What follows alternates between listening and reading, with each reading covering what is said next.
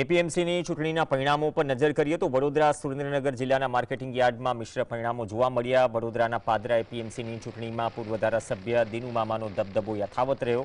અહીં ભાજપના પ્રેરિત ખેડૂત પ્રગતિ પેનલની કારમી હાર થઈ, જ્યારે ખેડૂત સહકાર પેનલનો વિજય થયો। બીજી તરફ સુરેન્દ્રનગરના સાયલા માર્કેટિંગ યાર્ડમાં ભાજપ પ્રેરિત પેનલનો ભવ્ય વિજય થયો।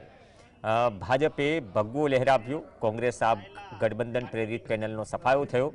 ભાજપ પ્રેરિત પેનલના 10માંથી 8 ઉમેદવારોએ જીત મેળવી। જો કે એક બેઠક પર ટાઈ પડતા ચિઠ્ઠીથી ગઠબંધનના ઉમેદવારની જીત થઈ હતી। જીત બાદ કાર્યકર્તાઓએ ઉજવણી કરી।